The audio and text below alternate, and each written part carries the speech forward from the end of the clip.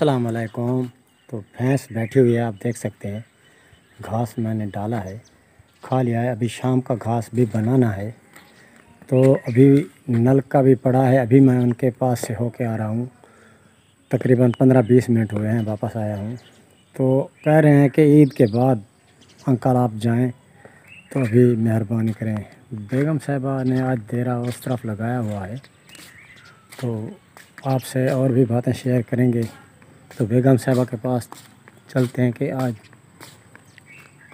ये दरख्त के नीचे बैठे हैं। अस्सलाम वालेकुम। पिछले साल वाली जाओ आ गई। अच्छा, ये जगह क्यों आपने पसंद की? आज यहाँ क्यों बैठी हुई हैं? आज ही वाले बैठे इतना हवा लग दी। हाँ, हवा थोड़ी थोड़ी इस तरफ से आती है तो यहाँ लगती है। बेगम, एक तो बड़ी गलती हुई है हमसे कि दरख्त जो हमारे सहन में था उसको हमने ऊपर से काटना नहीं था। यकीन माने बहुत बड़ी गलती की हमने।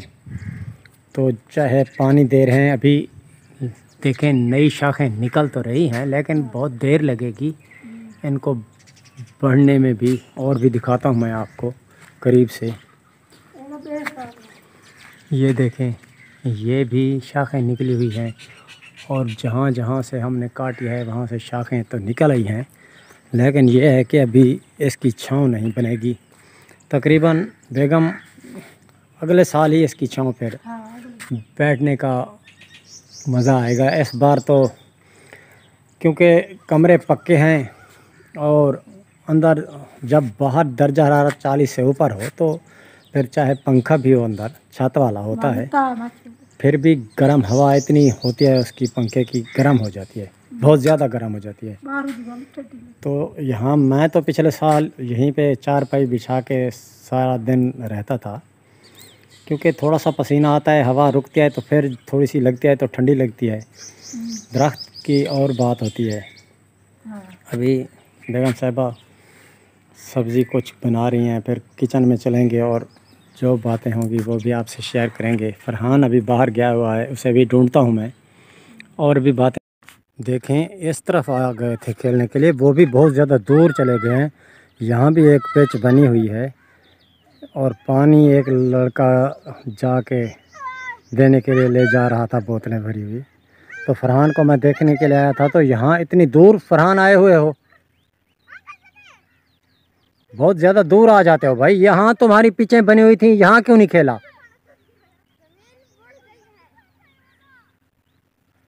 तो पानी क्यों ले जा रहे हो? फिर छिड़काव करेंगे पानी का। तो आओ, थोड़ी सी घर में वीडियो बनाए आओ। तो किचन में पहुँचे हैं, बेगम साहिबा और मैं बैठे हैं, आप देख रहे हैं।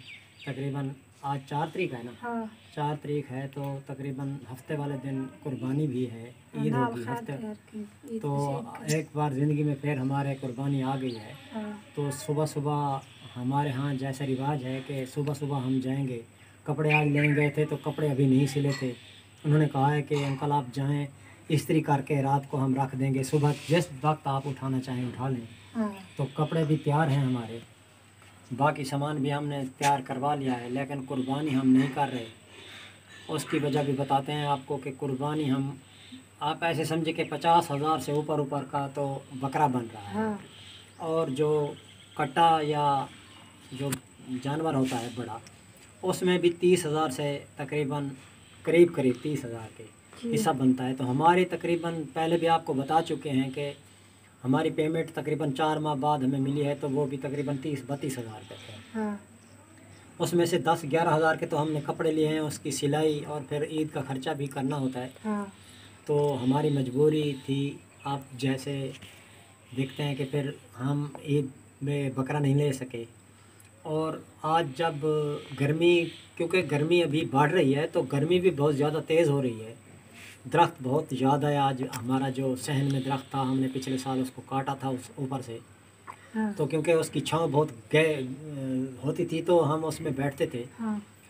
जब दिन में गर्मी बहुत बाहर ज़्यादा हो जाए, कमरे के अंदर बैठना बहुत मुश्किल हो जाता है पक्के कमरे में जी, क्योंकि छत वाला पंखा जो चलता है तो उसकी हवा इतनी गर्म हो जाती है कि फिर नीचे अंदर कमरे में पक्के में बैठा नहीं जाता। तो बाहर दरख्त के नीचे आराम से बंदा बैठ सकता है। कभी ना कभी थोड़ी थोड़ी हवा तो लगती है। हाँ तो दरख्त नहीं काटना चाहिए था हमें। ये हमने सोच लिया है कि अब सारी ज़िंदगी ऐसा नहीं करेंगे। जी। तो अभी बेगम साहिबा खाना बनाएंगी। और पंखे की एक बाकी रहेगी, पंखे की बात, वो जो पानी वाला होता है वो भी तकरीबन आप ऐसे समझें उसकी 40,000 का तो वो आता है। और उसकी आवाज़ भी बहुत होती है कमरे में। फिर आप ऐसे समझें कि ठंडी हवा तो आएगी, लेकिन उसकी जो आवाज़ है दूसरे, फिर वो तो सोते रहेंगे जो ठंडी हवा में सोए हुए होंगे। बाकी जो आवाज़ बाहर तो काफ़ी दूर तक आवाज़ जाती है उसकी। तकरीबन आप ऐसे समझें कि 50-60 फुट तकरीबन दूर तक उसकी आवाज़ 100 फुट तक आ रही होती है आसानी से। हम ले भी नहीं सकते, फिर आवाज़ क्या आनी है। तो अभी खाना बेगम साहब बनाएंगी, मैं भी जाके भैंस के लिए थोड़ा सा घास काट के ले आऊँगा। भैंस की भी ये है सूरत हाल कि आप ऐसे समझें कि दूध हमारा इस बार तो हमें नसीब नहीं हो सका। भैंस भी हमारी बच्चा नहीं देगी अब, क्योंकि हमें पता चल गया है कि वक्त ज़्यादा गुजर गया है ऊपर। अभी इसकी फिर दिखाते हैं और फिर दोबारा से कोशिश करेंगे। अब 1 साल और इंतज़ार करना पड़ेगा। तो इंतज़ार करेंगे, अब इसको बेच तो नहीं सकते क्योंकि घर की है और फिर इसको बेचने से मिलेगा भी कुछ नहीं। अभी 1 लाख या 1,20,000 रुपया तक मिल जाएगा तो ज़्यादा से ज़्यादा गोश्त के ही पैसे देंगे वो तो, क्योंकि दूध तो नहीं है ना।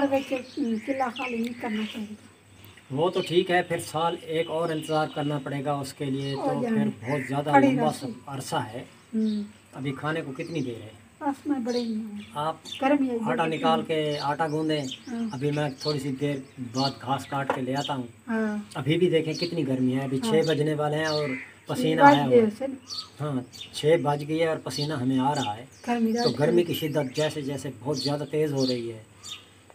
तो ये हमारी ज़िंदगी है, गुज़रात हो रही है। अभी देखते हैं कि ईद वाले दिन कैसी होता है मौसम। अल्लाह से चंगाई करे। ईद तो तकरीबन सुबह 7:30 बजे पर ईद पड़ी वैसी भाज दलियों को बख्शी।